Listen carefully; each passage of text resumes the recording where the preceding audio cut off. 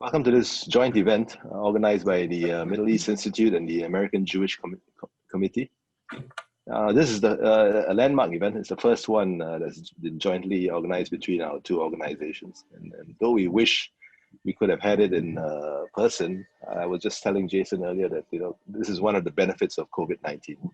It's presented us with a unique opportunity to reach an audience that we could not have had if it were not a virtual event. So we're quite excited about it. So just a brief introduction for those who may not be familiar with our work. MEI is an autonomous research institute within the National University of Singapore. And it aims to further our understanding of the Middle East, particularly when it comes to ties with Asia. Now, the AJC was founded in, more than a century ago, 1906. And it's one of the oldest Jewish advocacy groups in the world. It has been described as the dean of American Jewish organizations. So we're very honored to have with us today Jason Isaacson, who's AJC's Chief Policy and Political Affairs Officer, and whose expertise in the Middle East has been built over 25 years or more. Jason has been a journalist and has served in senior staff positions in the US Senate and House of Representatives, among other roles. And he's perfect to address the question that many of us have been asking today, or over the past month or so. The dynamics, what are the dynamics behind the landmark signing of the Abraham Accords, and what or who might come next? So Jason, over to you. Carl, thank you very much. It's a pleasure to be with you and your colleagues at the Middle East Institute. And I want to also salute my HAC colleague, Cheryl Lowenberg, who's the director of our Asia Pacific Institute. This is a great opportunity for us. We really look forward to further collaboration with your institute going forward. And you're right, in this time of COVID-19 pandemic and lockdown and virtual reality that we're all experiencing and have been for the last almost 7 months, it is so much easier to have regular consultations with colleagues around the world, counterparts around the world, and we look forward to building on that in this strange time that we're all in, and after this strange time when we can actually meet in person in Singapore, in the United States, maybe in the Middle East. So let me try to speak to this very broad, hugely broad topic in a short while, maybe a half an hour, if that. And then I really look forward to engaging participants in this integral conversation. But just working from a title of Israel's relationship with the Arab world, I think it's important to kind of with a very cold-eyed assessment, see where it was and where it is and where I hope it's going. And where it was pretty miserable. It's been a history for decades of conflict, of animosity, of mistrust, efforts in multilateral forums to criticize Israel, to lead resolutions against Israel, wars against Israel, of course, the Israel Independence War from 1948 to 1949, when 5 Arab armies attacked the nation state of Israel, and as well as armies from 2 other Arab states, rather forces from 2 other Arab states, in addition to Iraq and Egypt and Transjordan and Syria and Lebanon. Then, of course, there was the Suez Crisis in 1956, and the 1967 Six-Day War, the 1973 war. There was a war of attrition as well. Many thousands of lives lost on both sides throughout this dark period. And then some really dramatic breakthroughs. There was, after the fall of the Berlin Wall, after the collapse of the Soviet Union, after the first Gulf War, where the United States emerged as a unifying force and the sole superpower in the world, and international politics was changing rapidly and aligning rapidly in the direction of listening to Washington and maybe fearing Washington, And we had a president and a secretary of state who wanted to seize that opportunity that was created by these dynamic changes in Europe and international relations, the end of the Cold War, the defeat or rather the pushback of Iraqi forces from Kuwait, and convened in Madrid in October of 1991, the Madrid Peace Conference, which was the first real effort, I would say, after the Camp David Accords, after the Egyptian-Israeli Peace Treaty of 1979, the first real effort to take as many states as possible in the region, plus the Palestine Liberation Organization, and put them in a room with Israeli diplomats and see if they could chart a way forward. I myself had recently come to HAC.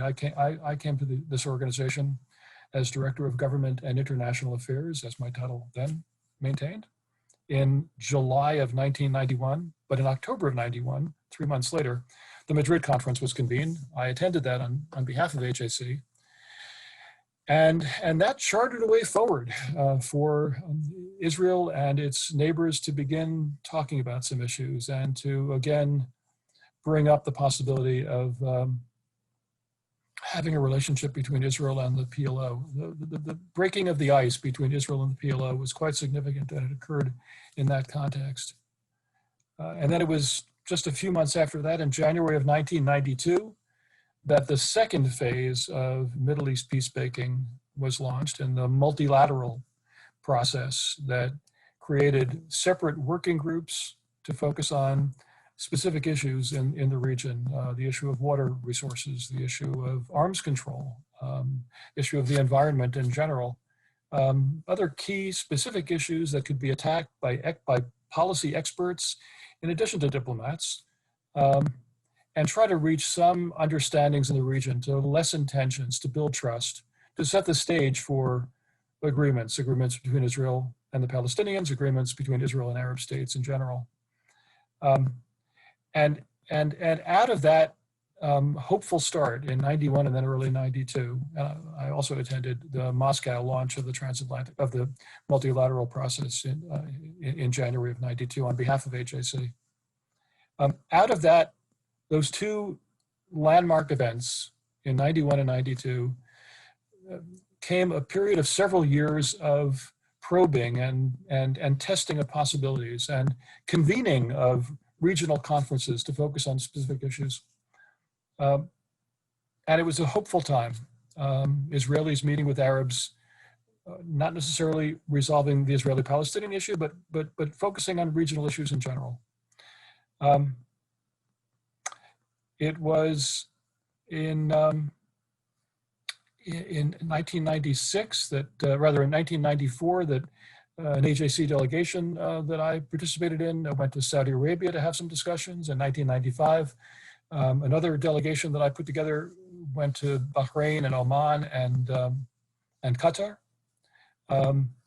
But in addition to the activity of my non-governmental organization, there were a lot of discussions that were taking place, and you had then in of course the Jordanian-Israeli peace talks that had an initial agreement in 1993 after the landmark Oslo agreement between Israelis and Palestinians that was negotiated secretly in Oslo throughout 1993 and then was signed at the White House in the fall of that year.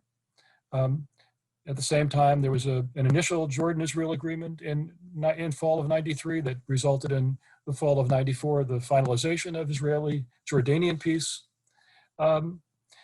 You had, after those agreements between Israelis and Palestinians, between Israel and Jordan, out of this hopeful period, 4 Arab states reached not full diplomatic relations with Israel, but low-level relations, establishing interest offices or trade offices, Oman, Qatar, Morocco, and Tunisia. So that by the mid-1990s, and for a period that lasted for about 5 years, you had Israel in relationships with half a dozen Arab states, full relations with Egypt and Jordan, lower-level relations with 4 other states. it was also in that hopeful period that HAC's efforts to attempt bridge building, to attempt further contact, to widening our network, to encouraging a different attitude toward Jews, a relieving the people of the region who had for so long been indoctrinated with a notion of sort of pernicious Jews and Jews who were aggressive and were trying to seize their land and were occupying the Palestinians, not because they were forced to do so, because they had been beating back an invasion against Israel, but because they wanted to somehow willfully control the Palestinian population, as opposed to just having to be there because they defeated a Jordanian army. Lots of misperceptions about Israel, lots of misperceptions about Jews, and we spent years trying to establish contacts and trying to relieve people of these false notions about Jewish intentions and Israel's intentions, and try to make certain connections. And then you had, of course, the attempt in the last year of the it was the last year of the Clinton administration, an effort to resolve issues again at Camp David, which came to naught in the year 2000, in the summer of 2000. And then you had the outbreak of the Second Intifada in October of 2000.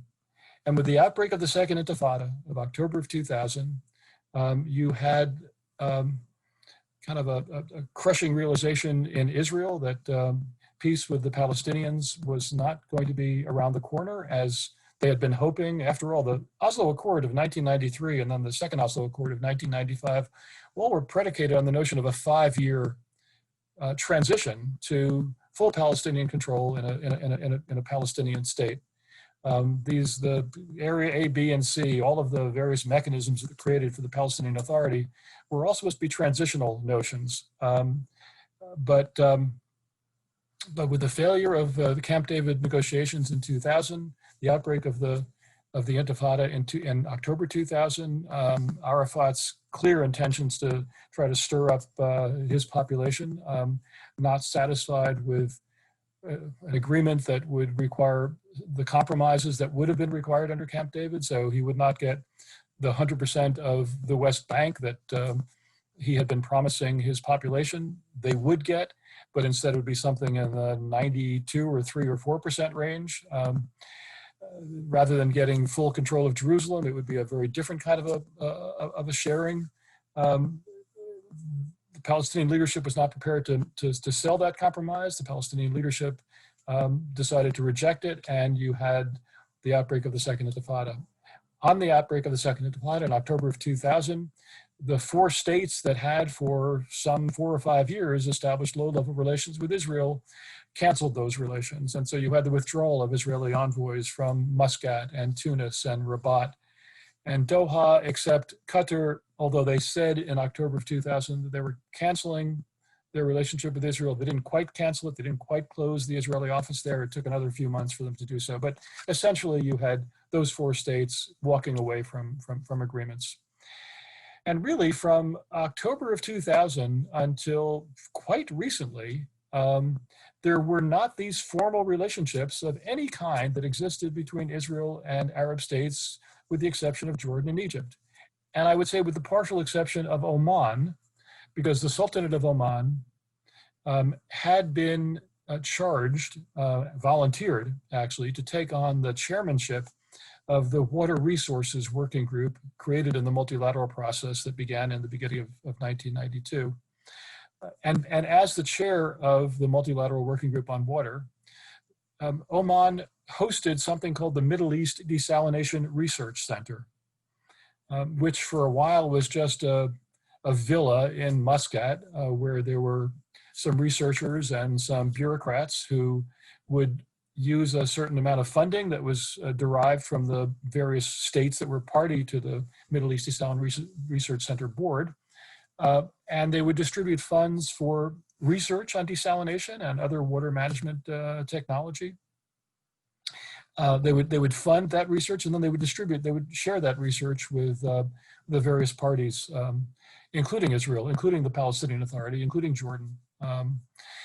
And then ultimately, after it was just a villa for a while without any real machinery, the government of Oman found space on the coast in Muscat and built a building and set up real offices and actually a whole test system of desalination. So there's a model desalination system that's in place in this building in Muscat, where you can train in desalination technique, in the most advanced desalination technique.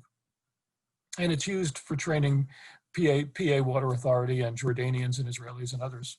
A lot of Israeli expertise that's contributed to this, but not only Israeli. There are European partners, Japan, the United States, Korea are all partners, members of the board of the Middle East Desalination Research Center. But except for Egypt and Jordan with full relations, and Muscat, which had this entity, Oman, which had this entity that was a regional cooperation project, and that required an Israeli diplomat or two and an Israeli water expert or two to visit Oman with their Israeli diplomatic passports, maybe twice a year. Other than that, there were not formal relations of any kind between Israel and neighboring Arab states. And it took years to encourage and to facilitate those sorts of contacts.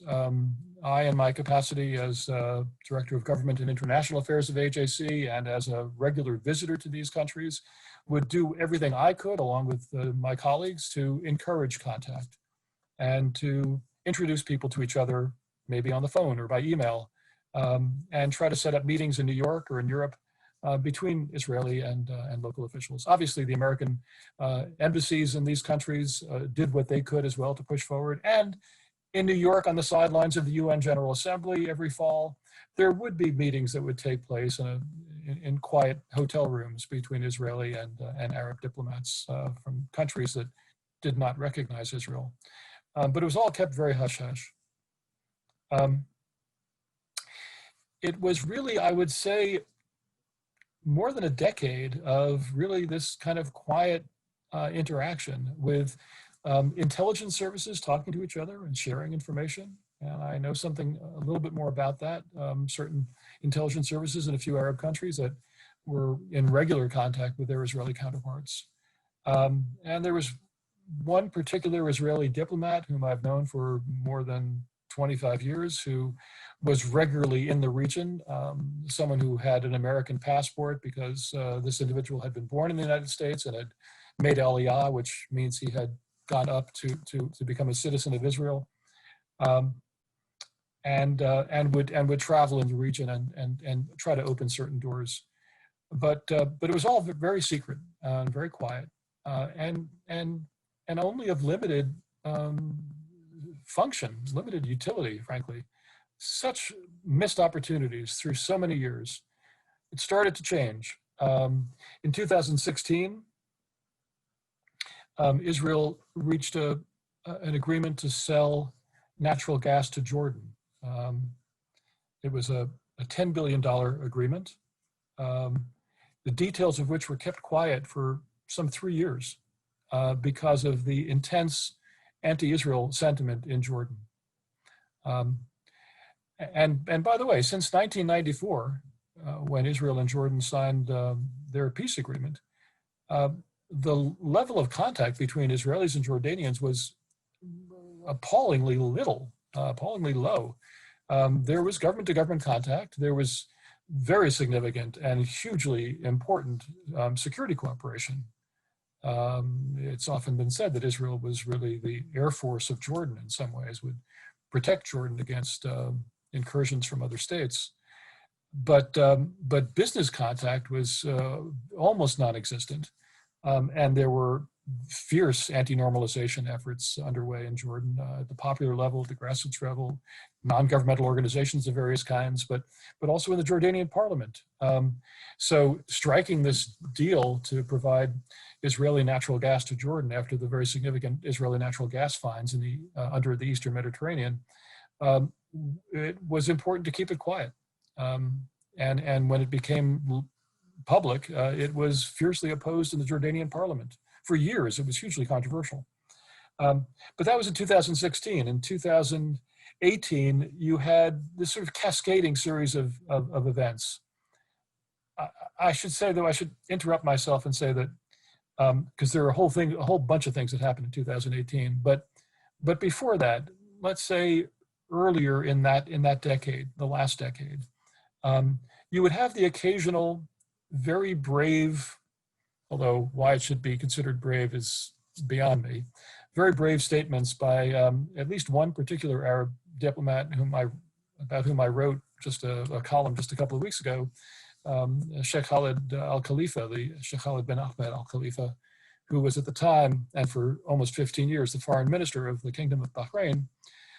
In New York, this is now maybe 10 years ago, 8 years ago, I remember him making a statement in the UN General Assembly about Israel being a part of the region, that it should be somehow included in a regional sort of stabilization accord, along with Turkey, along with Iran, all the Arab states. That was regarded as a really ice-breaking, path-breaking statement. But other than that kind of statement, and there was a column that was written by the Crown Prince of Bahrain as well, roughly that time, 5-6 years ago, that also alluded to a future in which Israel would work with its neighbors. And every now and then you would have some other commentator look ahead down the road after Israeli-Palestinian peace to the possibility of cooperation with Israel.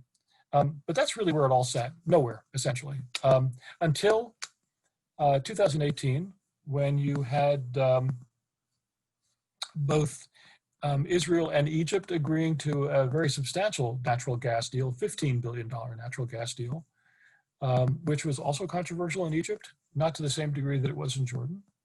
And very significantly, in October of 2018, the now late, the then Sultan of Oman, Sultan Qaboos, invited Prime Minister Netanyahu to Muscat.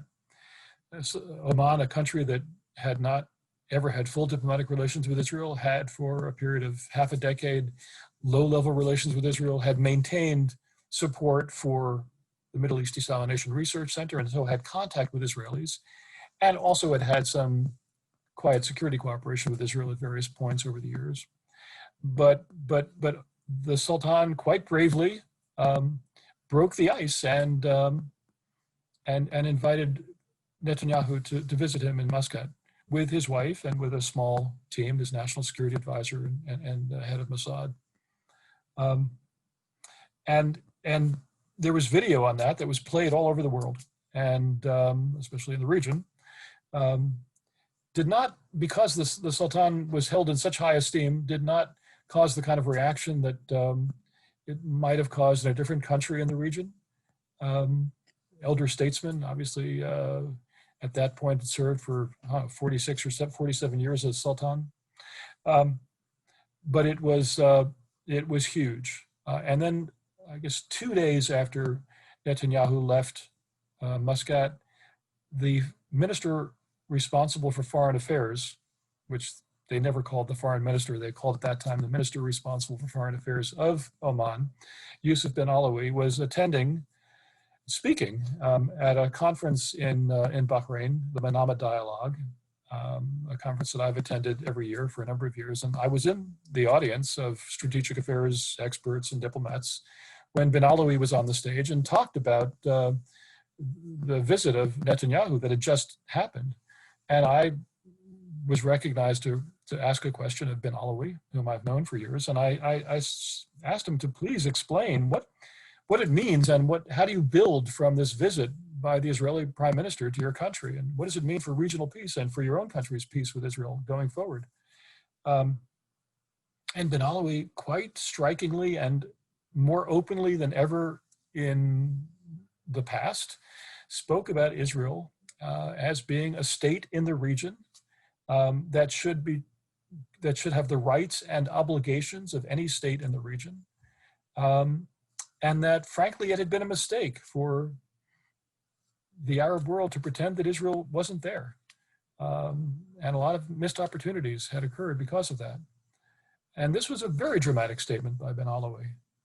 And it was also within that same period, in the fall of 2018, that you had two Israeli ministers visiting the United Arab Emirates, one to observe a judo competition, an international judo competition, in which an Israeli athlete won a gold medal in his category, and the Israeli national anthem Hatikva was played in this stadium in the UAE, and the minister presented the gold medal to the Israeli athlete.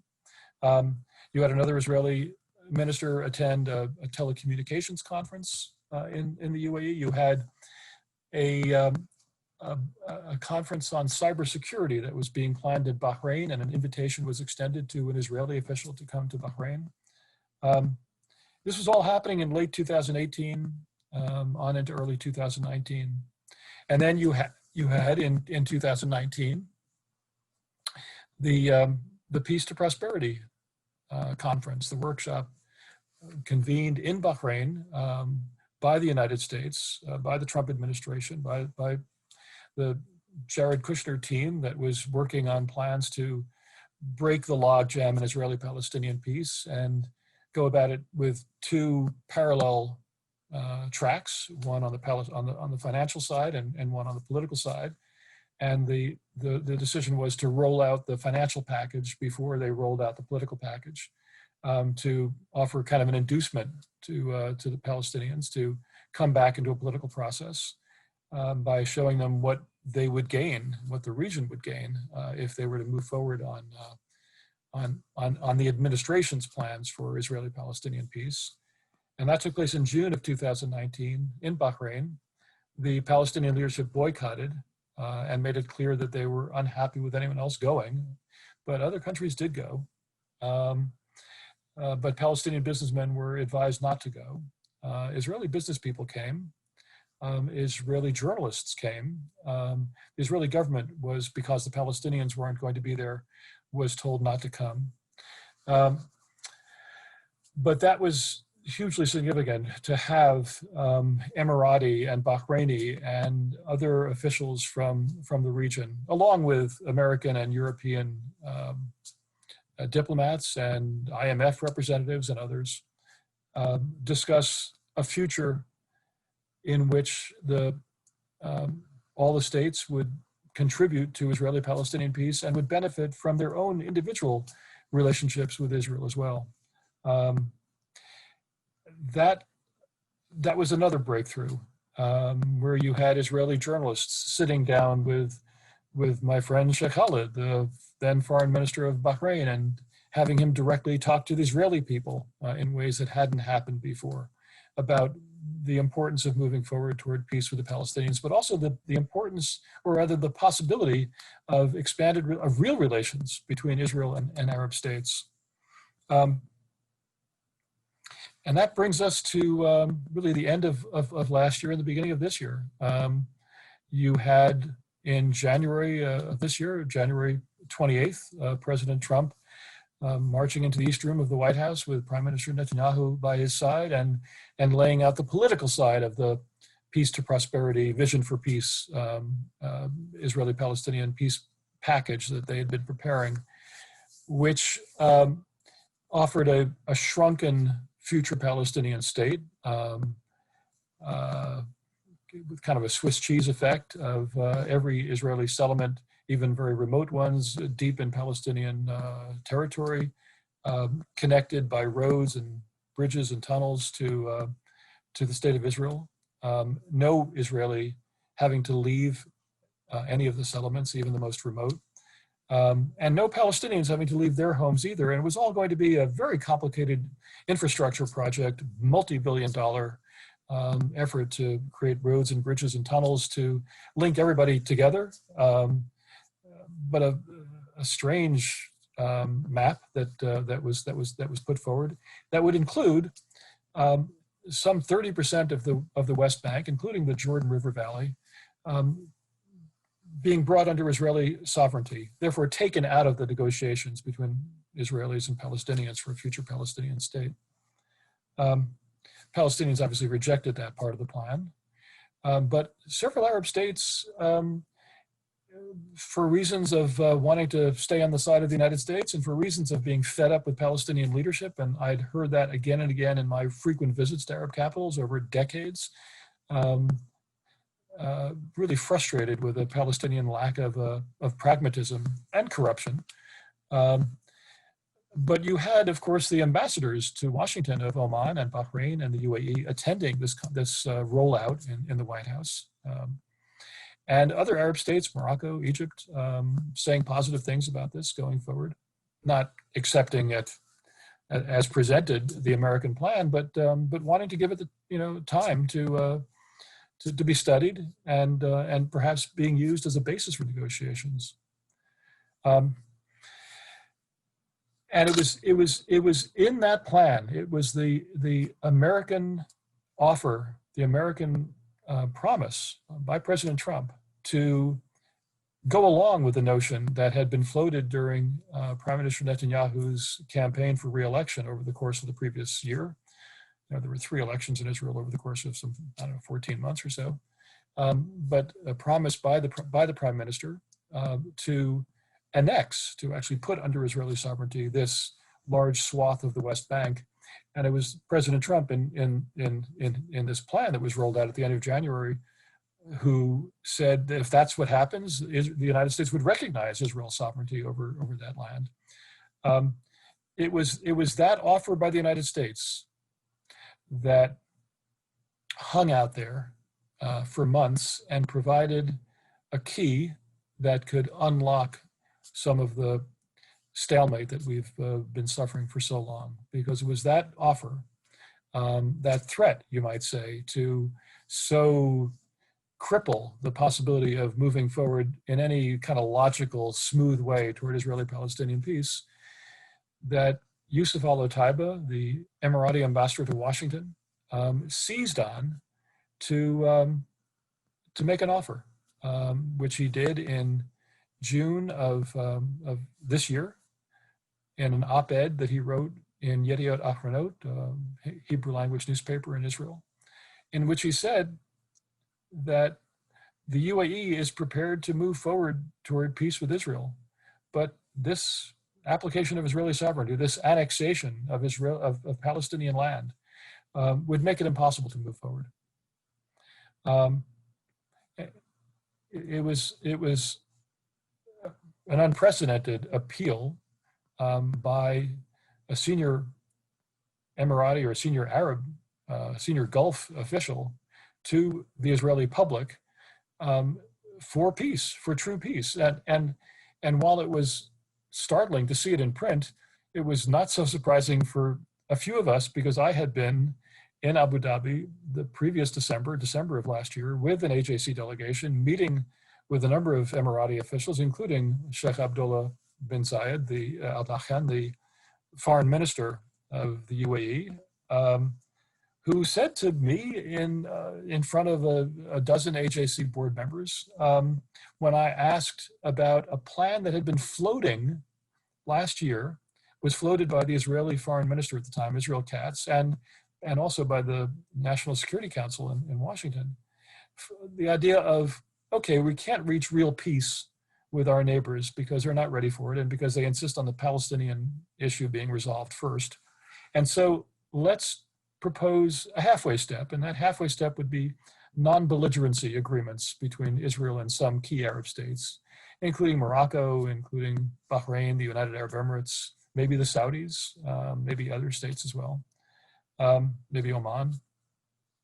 This idea had been kicking around. The National Security Council had convened some Arab ambassadors in Washington to talk about this. They had all kind of politely said that they would study it and talk to their capitals, and it was not going anywhere. And so I asked the foreign minister of the UAE last December, what do you think? I mean, would your country accept such a plan?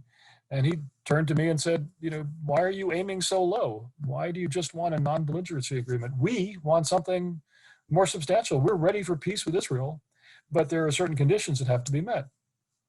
But that was a private conversation. It wasn't a public conversation. So seeing Yusuf al-Otaiba, the ambassador, say this in public to Israel in June of this year was dramatic.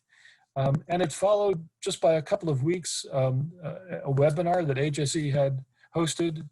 We've had some 200 webinars over the last 6.5, almost 7 months now. But one of them was with the UAE ambassador to the UN in May of this year, just a month before Otaiba published his article.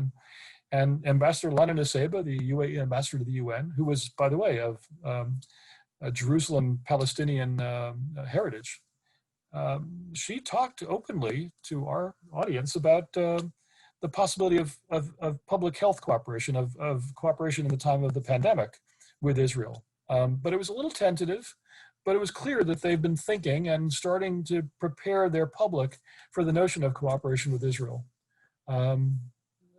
Around the same time that Otaiba had his article in Yediot Achronot, Dr. Anwar Gargash, the Minister of State for Foreign Affairs of the UAE, on another AJC webinar during our global forum in June of this year, also spoke a little more expansively about cooperation with Israel, again, saying, we're not talking about the Palestinian issue. We want the Palestinian issue to move forward. We want there to be an independent Palestinian state. But we also recognize that there are gains to be had by all of our people if we can have a relationship with Israel.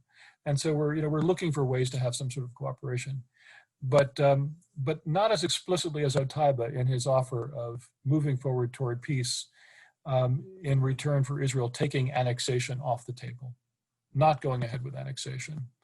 And that is ultimately the deal that resulted in the announcement of August 13th, when President Trump and Crown Prince Mohammed bin Zayed Al Nahyan of the UAE and Prime Minister Netanyahu announced that they were moving toward full diplomatic relations between the UAE and Israel.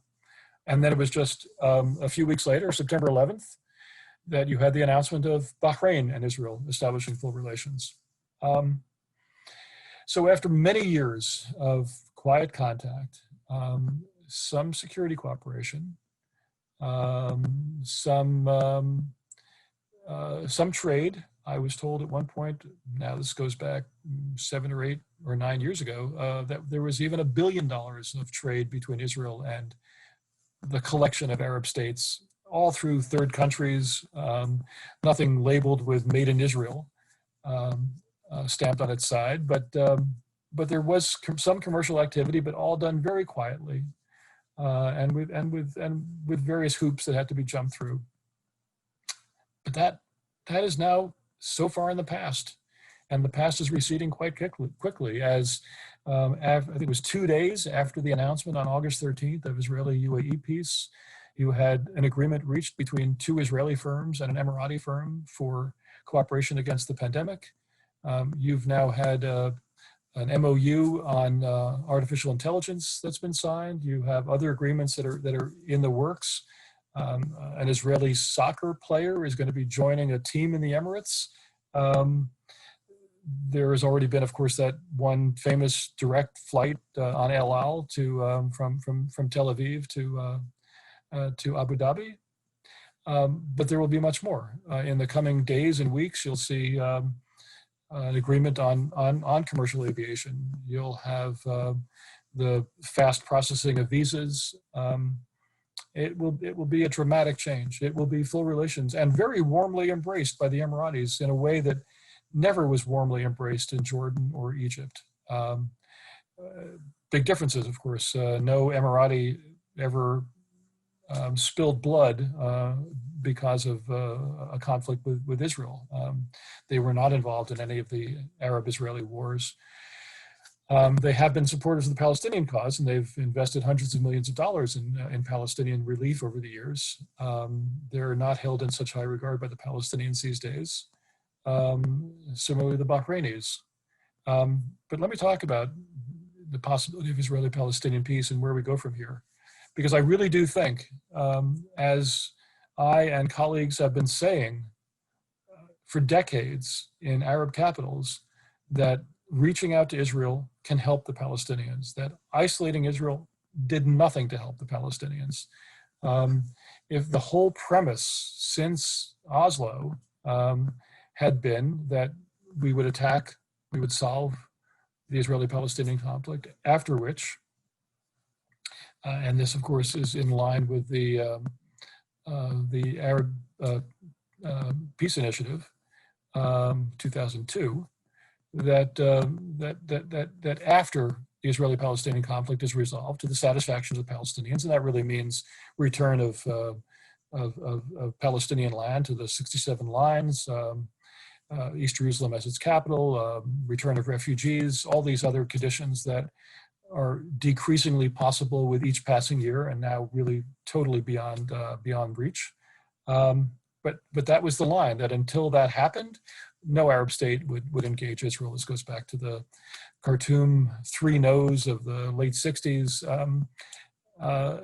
That had been, the region had been stuck in this trench for so long. But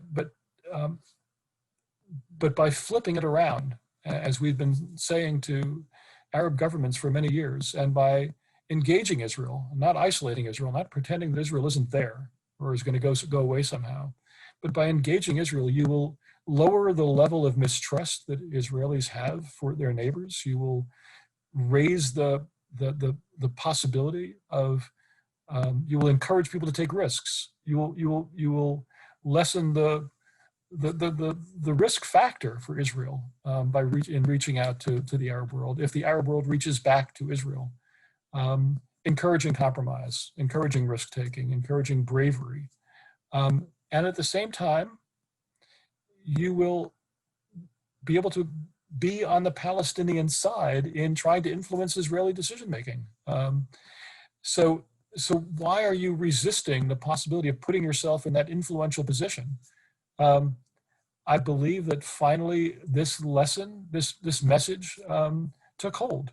And now you are now hearing from some Arab leaders very encouraging signs that that they would like to use their newfound position in reaching out to Israel, in establishing relations with Israel, to help move the Israelis in a direction that will more easily accommodate peace with the Palestinians, and maybe encourage Israelis to kind of lower their guard a little bit in dealing with the Palestinians. And that's a fine thing. And if that's the message that the Palestinians can take, as opposed to continual rejection and obstruction and criticism of Arab states that are doing the right thing for their own people and for regional stability and security, I'm hoping that is the lesson that Palestinian leadership will take. I'm not sure that they are taking that lesson. I'm not sure that President Abbas, who is now in the 14th or 15th year of his 4-year term, and it's not quite clear what his succession is. It's not quite clear what the rest of the senior leadership of the Palestinian Authority is, where they're going. They don't seem to be accommodating themselves to this new reality, where their prospects of getting everything are shrinking by the moment. Their prospect of getting something even reasonable is becoming more difficult. And it really is time for them to get to the bargaining table. Now, let me just look ahead very quickly, and then I'd like to ask for questions in a conversation. There's been a lot of talk about where we go from here and what other states might be in line to follow the path of the UAE and Bahrain. And there's also been a lot of hype about this. And some of this, I must say, comes from Israel, where there are very enthusiastic political figures and journalists who will seize on any prospect of momentum and make a story out of it. And then everyone has to react to that story. So there was a big to-do a couple of weeks ago about the possibility that, and I think President Trump even contributed to this, that there would shortly be direct flights, commercial flights between Israel and Morocco.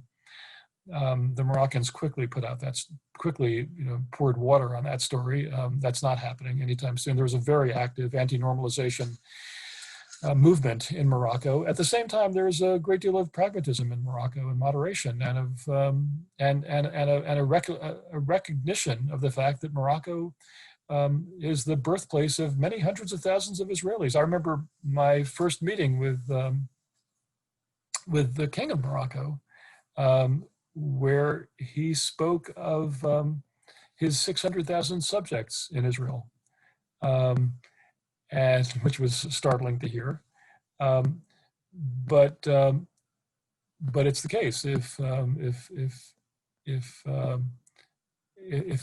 Moroccans remember the fact that that Jews were among them and that they have real connections to Israel, it encourages a more pragmatic, more moderate approach. So I think the possibility of Israeli-Moroccan peace is definitely on the horizon, but it's not happening overnight. And the president was wrong to push that line, and whoever in Israel helped sort of put that out and then fanned that flame in the White House made a mistake. But other countries, I think, are closer. I think the Sultan of Oman, after a short while, will probably move in that direction. As I said, there's already a history of Omani-Israeli contact. The Omanis are peace-loving people and good interlocutors with their neighbors, get along with most of their neighbors, are quite determined to do that.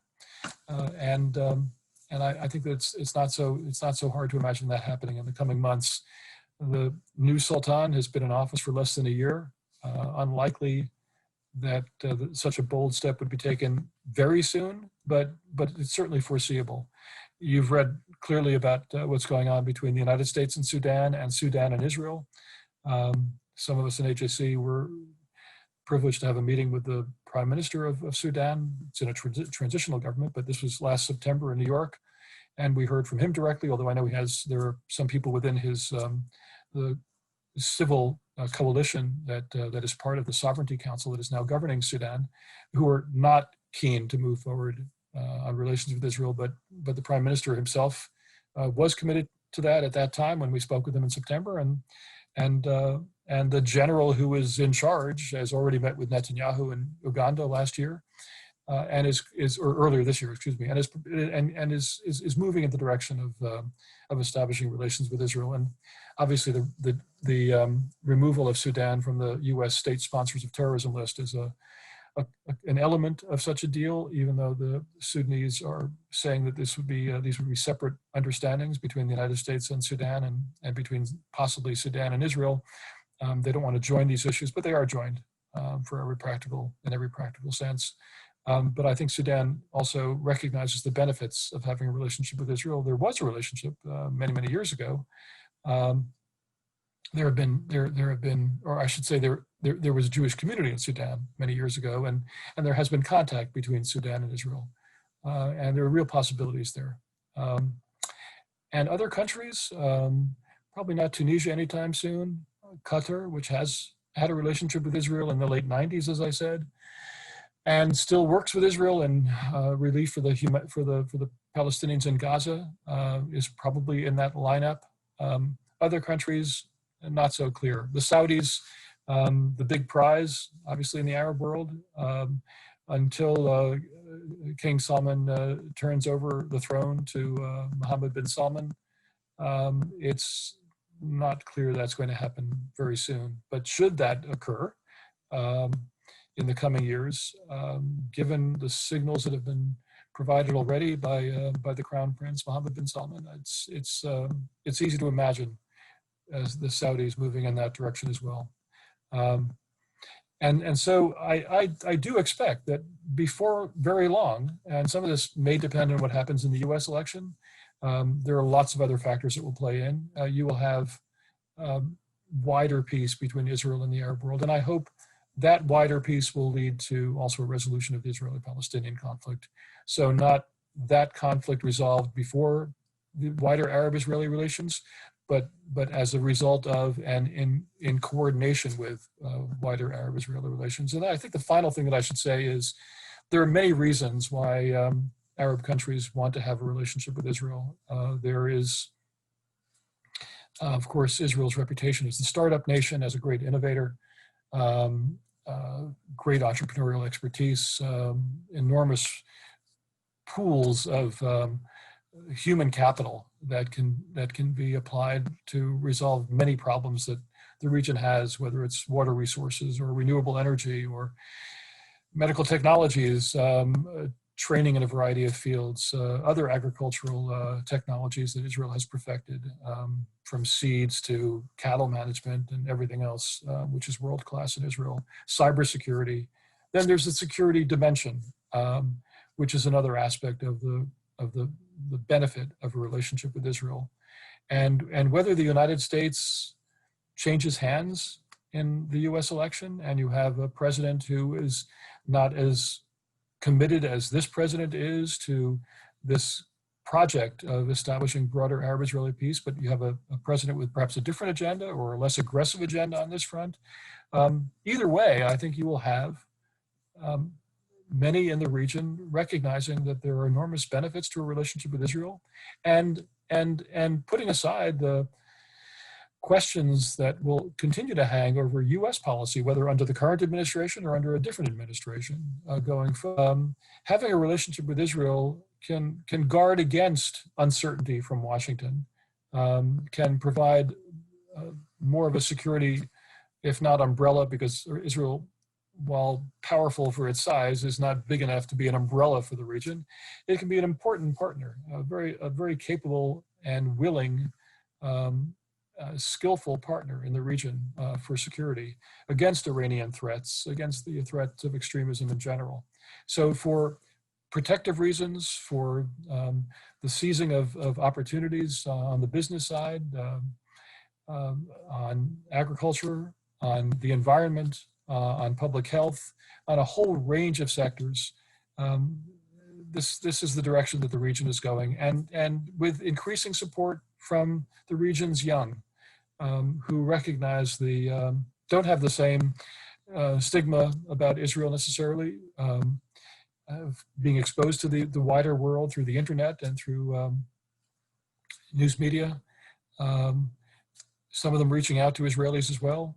There's even a flourishing of interest in the Hebrew language and Hebrew and Israeli culture, and a certain admiration for the advances that Israel has been able to make, a country that is not so different from their own, but has achieved so much more in so many ways. And I think a desire to get a piece of that and to partner with Israel. So I think at this point I'll stop, and I'd be really happy to engage this assembly in your questions. Carl? Thanks, Jason. We have a lot of questions, I think. But let me just set the ground rules for those. So if you want to ask a question, you can do it two ways. You can use the raise hand function, and then we'll hand you over, and you can turn on your camera, identify yourself. Or you can also type a question to us using the chat function, and I'll read it out to Jason. So let's keep going on that. Maybe I'll start. Jason, I'm not sure whether you meant it. You seem to hint that if there was a change in leadership come November 3rd, Biden might probably not be so engaged in this project. Did I read you wrong, or did you could you elaborate on that? Yeah. No, you didn't read me wrong, and I think this will be part of the topic for my talk with you next week as well.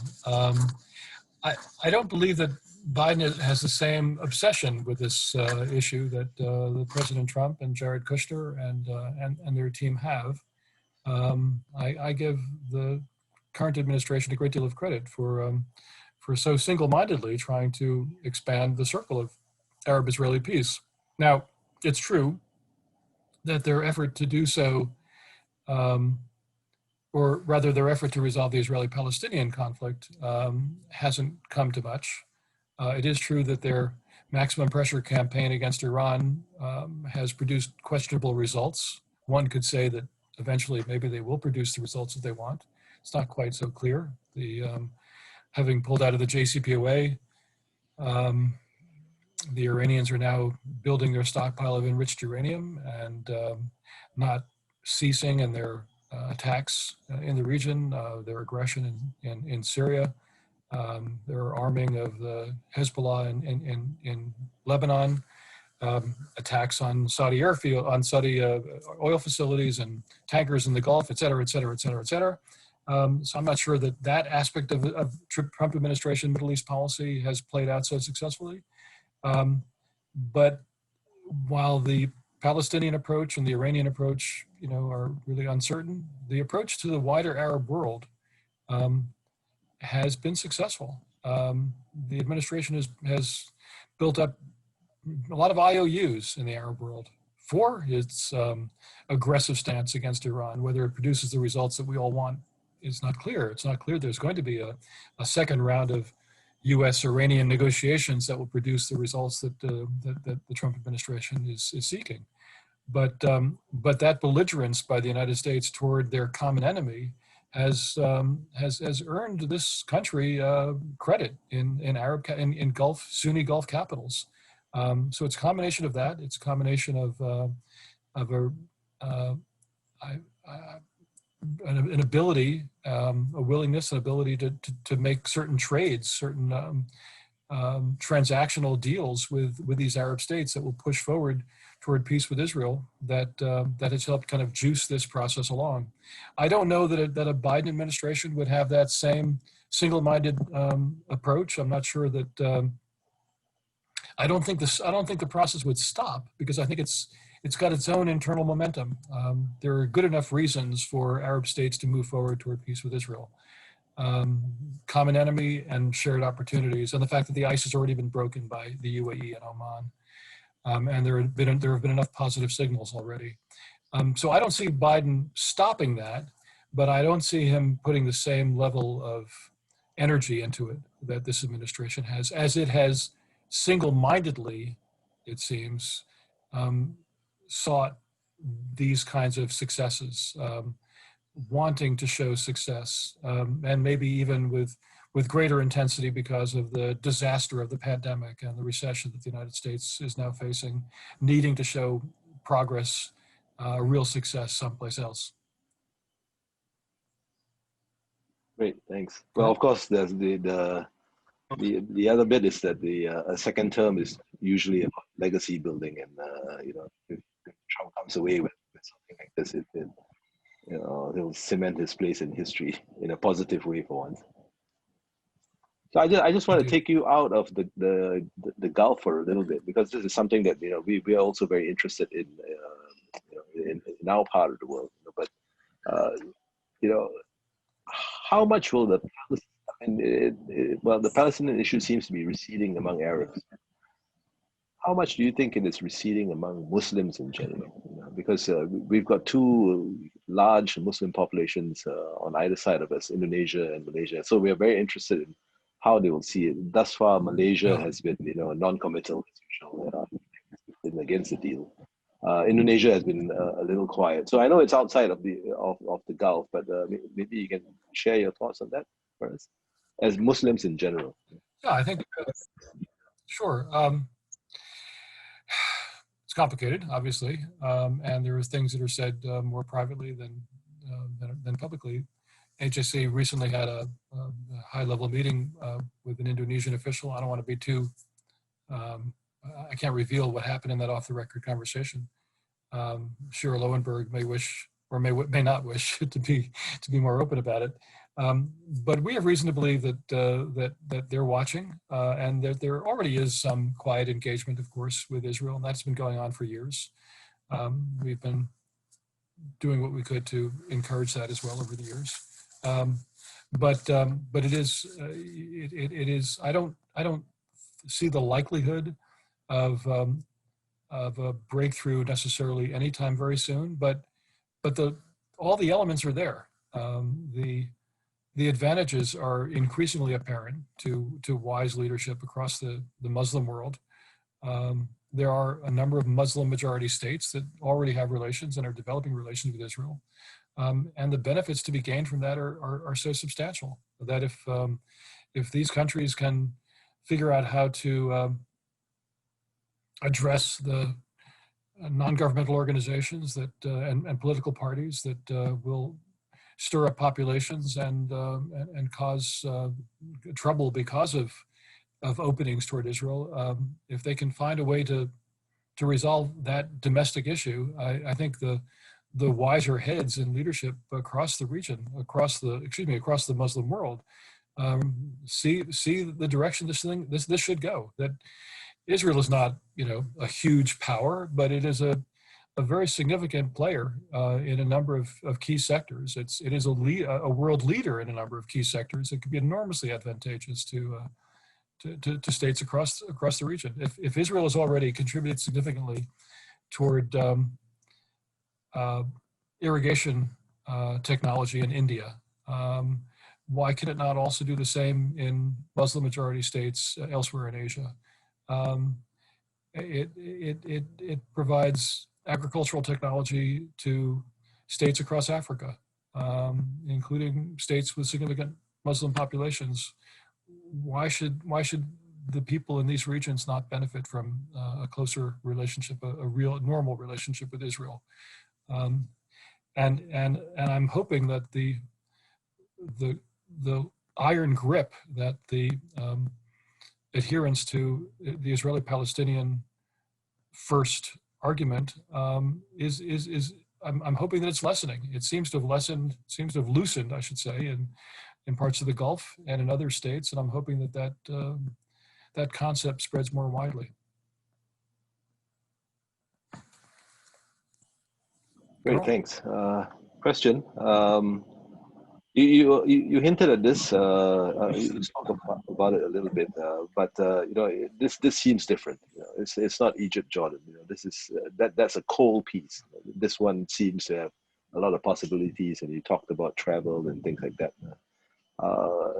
Do you see like tourism, booming, business booming, and crucially, what about that F-35 deal? Well, that's a tough one. Let me start with the tourism and just the sort of warmth of the welcome of this agreement. On Rosh Hashanah, so 2 weeks ago, the Khalij Times, which is a daily newspaper in the UAE, published a Rosh Hashanah insert, a Rosh Hashanah supplement to the daily newspaper in the UAE.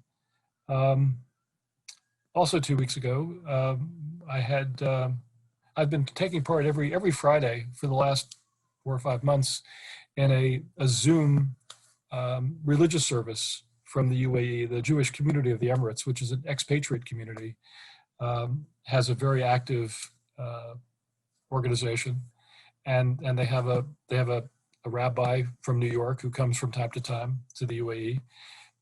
And we've taken part in these calls, and there are sometimes 150 people on these calls from the UAE, but also from the United States and elsewhere. And 2 weeks ago, which was Rosh Hashanah, the Jewish New Year holiday, Ambassador Alo Taiba, the Emirati ambassador to Washington, was on that call.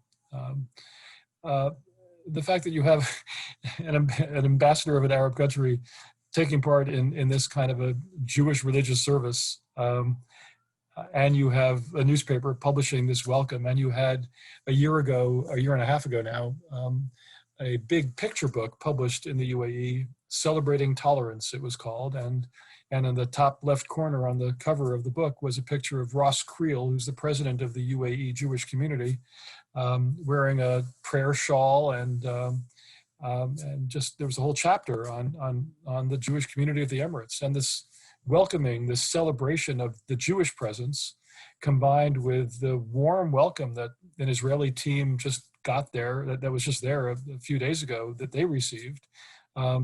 The columns that have appeared in Israeli newspapers by Emirati officials, not just the ambassador to Washington, but other ministers as well, speaks to some very different dynamic than whatever existed between Israel and Egypt or Jordan. I'm hoping that it rubs off on these other countries as well. I think we'll see the same thing in Bahrain, and I'm hoping it'll take place in other countries.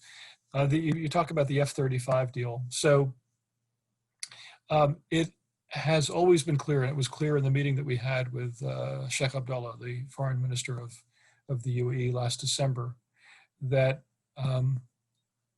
part of the package that he would hope for in establishing full peace with Israel was a reassessment of the application of an American law that requires that the United States not provide weapons to the Arab world that would threaten Israel in a significant way. It's called the maintenance of Israel's qualitative military edge, QME. And therefore, a variety of very sophisticated weapon systems have been denied Arab states that have attempted to buy them, and that when certain very sophisticated weaponry, missiles, drones, jet aircraft, were provided, sometimes the versions that were provided to Arab states, that were sold to Arab states, were modified in ways that would reduce the threat to Israel. And it was clear that the UAE wanted to be in a very different category in the possibility of obtaining the most advanced American equipment, and that includes the F-35E fighter jet. There have been discussions between Emirati and American officials and Emirati and Israeli officials. And you saw, of course, Carl, the Prime Minister of Israel say that he hadn't approved a sale of the F-35 from the US to the UAE. It's not really an Israeli decision to approve or not approve such a sale. It's an American decision. It's a decision by the administration that then submits that decision to Congress, and they have a limited period of time to nullify that decision if they can, and they seldom do.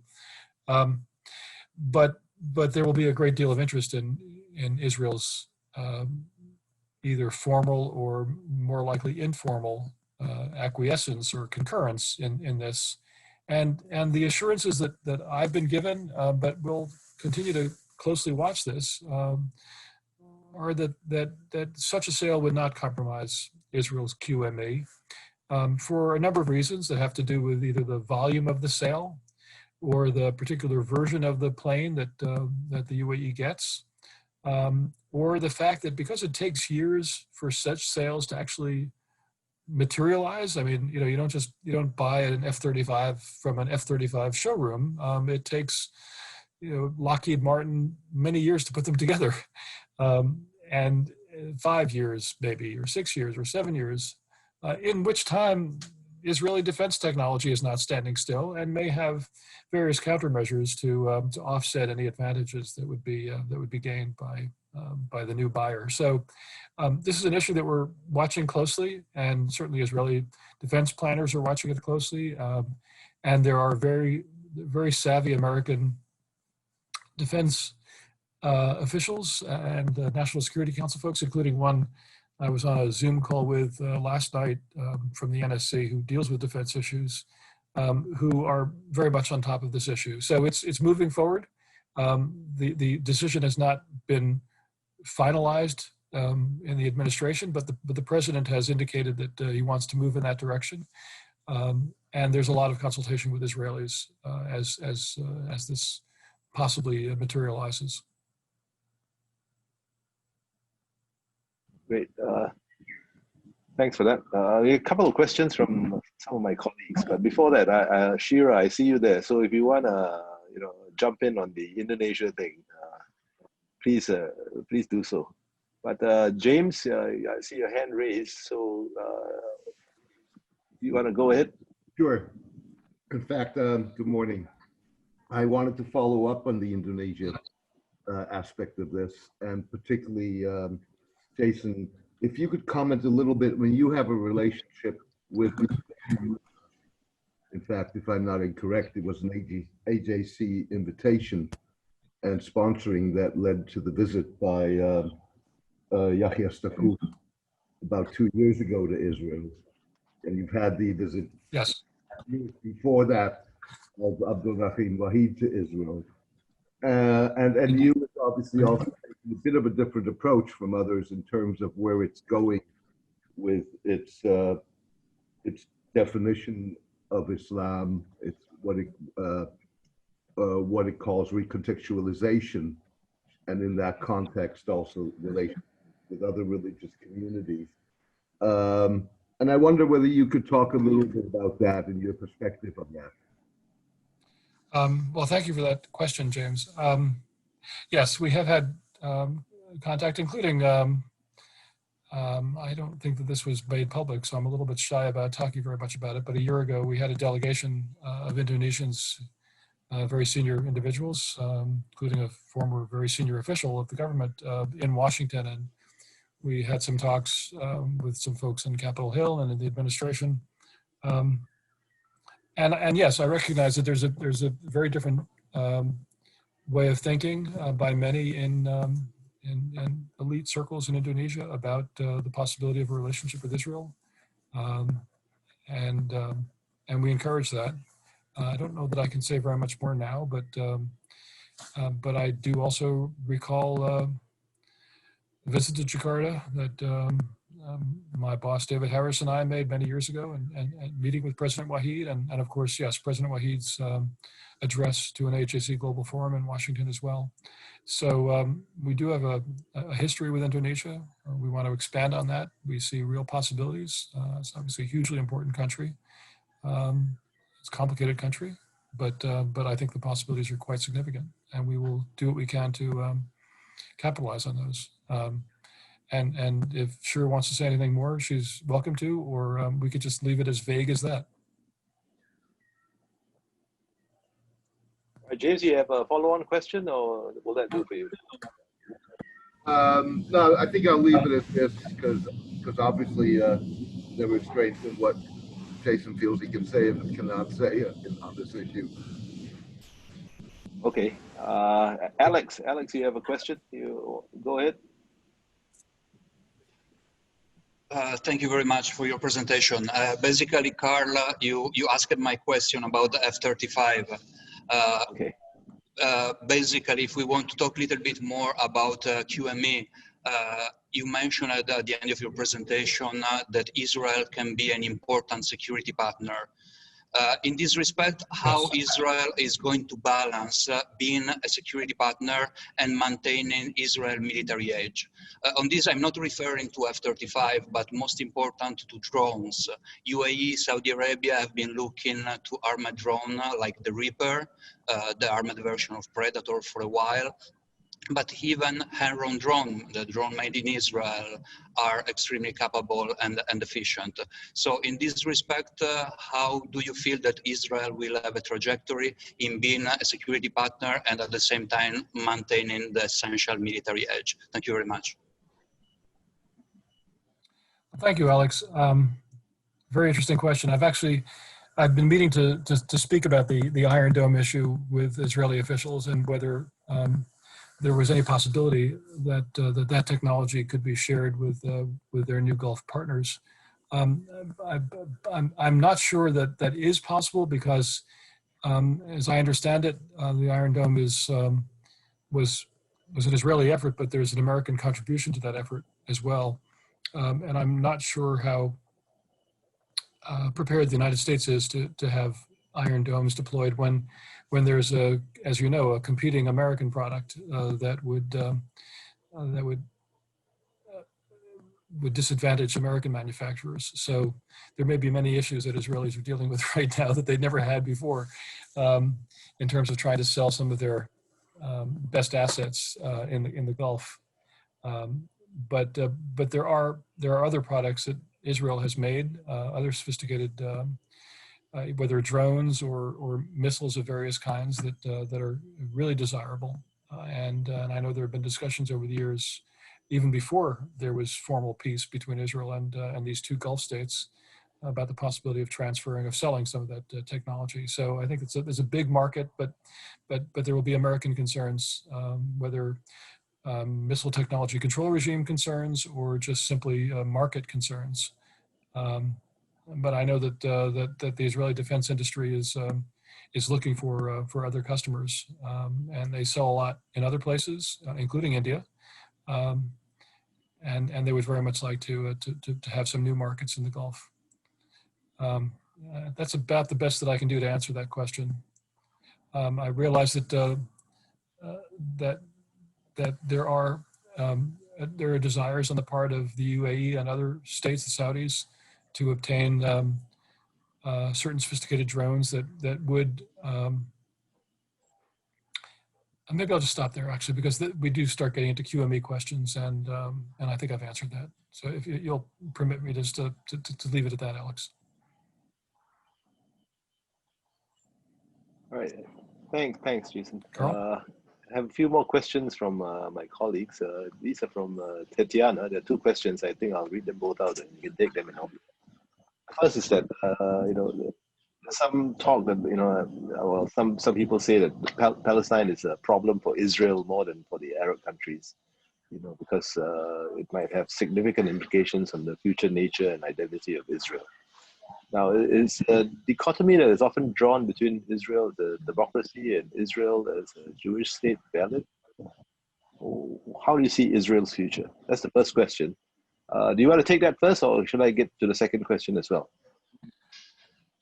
No, sure. Let's, particularly as it gets late for me here, I think being able to retain more than one question at a time is going to be difficult. So if you'll permit me, Carl. Go ahead, sure. Sorry about that. I think, no, it's okay. It's nobody's fault. It's the time zones. Yeah, you're right, I think. The lack of a resolution of the Israeli-Palestinian conflict poses a significant challenge to Israel. The future of Israel as a Jewish and democratic state. If a two-state solution becomes increasingly difficult and support grows somehow for a one-state solution, which would not be a solution, what will happen to the millions of Palestinians who are living there? Will they become Israeli citizens? Will they be somehow set apart from Israel and continue to be stateless? But under the control of another authority. And how acceptable is that to a democratic society that was never set up to be an occupying power, but ended up in that position because of the war in '67, and would like to get out of that business. So yes, there is a danger in perpetuating this the status quo. The status quo can be maintained, but it's increasingly dangerous, particularly as support erodes for a true two-state solution, as Palestinian leadership continues to resist the possibility of introducing compromise and pragmatism, it becomes difficult. And there are hardliners in Israel as well. I don't say that they're blameless, but we need statesmanship, we need leadership, we need realism. That's been in too short a supply. But yes, that I agree with your premise that this is a danger down the road for Israel if there is not progress toward a two-state solution. What is your next question? It relates to something that you mentioned. It's just essentially Qatar. You talked about Qatar being, possibly one of the countries that could, down the road normalize. But there's this big problem, the GCC crisis. So the question from Tatiana is, do you see Israel playing a bridging role in the crisis? Seeing that it now appears to be acceptable to both sides. Could it be in Israel's interest to do that? It's an interesting proposition. I don't see it happening. I think that Israel is not all powerful, and I think it has a bandwidth, and it does quite well in its bandwidth, surprisingly well, maybe. I don't know that they are capable of resolving a conflict over Gulf power and Gulf ego, and also Qatar is an interesting country. It of course hosts a huge American air base. The United States has very strong interests in Qatar and gets a lot of support from Qatar. And there was talk about making Qatar a non-NATO ally in the visit by the Qataris to Washington just was a week and a half ago or so. But Qatar also is in a very close relationship with Hamas. Qatar is in a close relationship with Turkey and Iran. The relationship with Iran is by necessity because they share a gas field, but there's also been a good deal of consultation. It's not quite clear to what degree Qatar is kind of ideologically opposed to its neighbors and also ideologically at odds with Israeli policy, or to what degree it's just opportunistic. It's always uncertain with Qatar.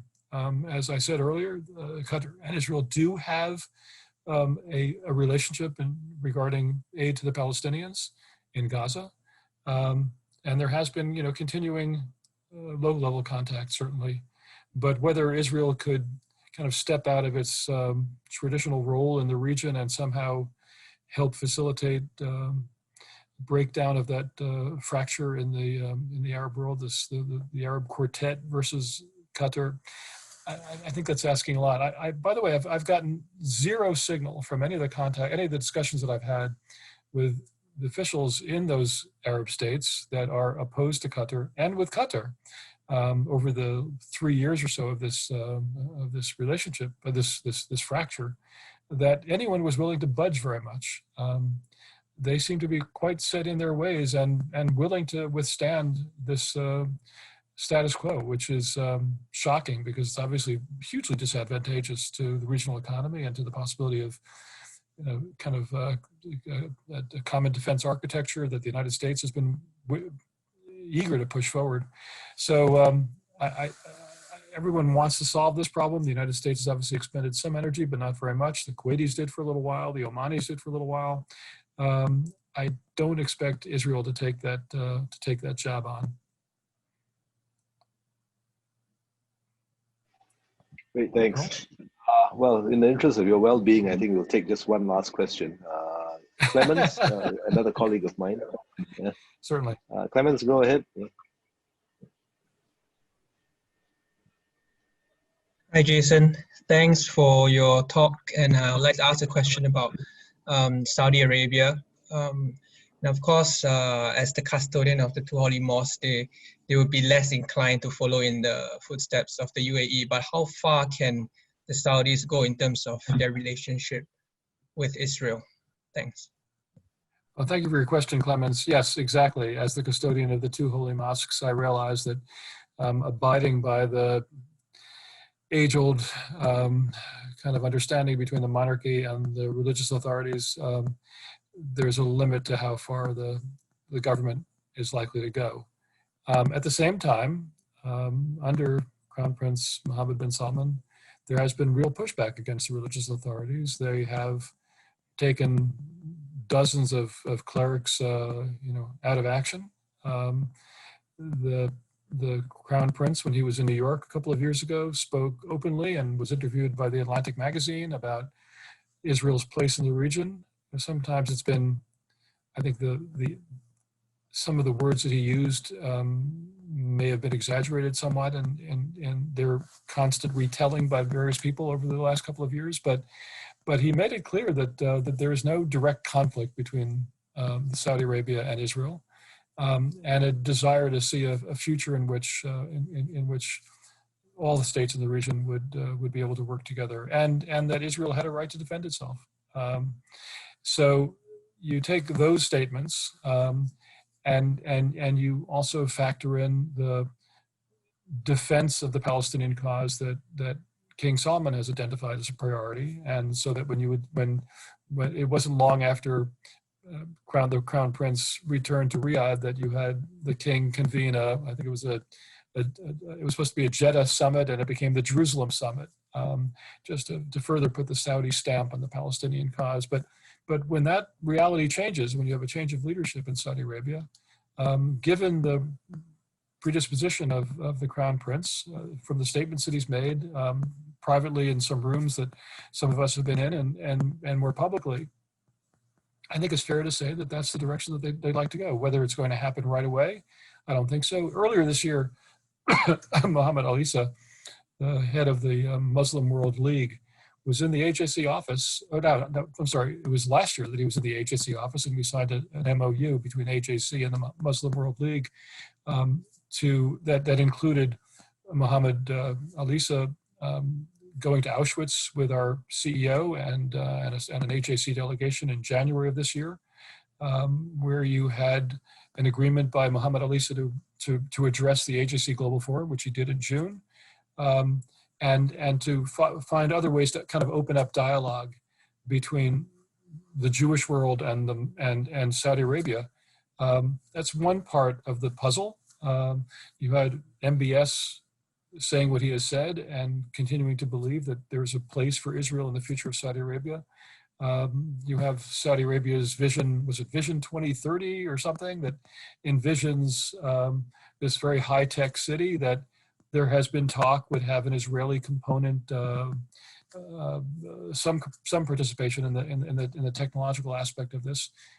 So a lot of hints that have been given over the last couple of years that that's the direction that they would like to go. Some pushback from the current king, but I think the future is full of promise. Thanks, Jason. Well, you know, I really can't wait to meet you in person and talk about all these little rooms that you've been in. But you know, thank you so much for taking a large chunk of your evening and spending some time with us.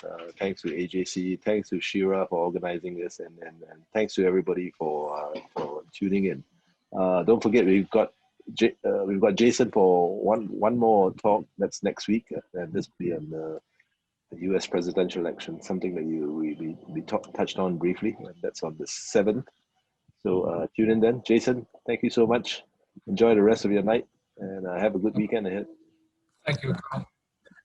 Thank you very much. I'm looking forward to that. And again, I want to thank my colleague Shira Lowenberg and Dylan Edelman, who have helped create this opportunity for us. But look forward to next week and a future of collaboration with the Middle East Institute. Thank you, Carl. Thank you all. Cheers. Take care. Bye-bye. Good night. Good morning.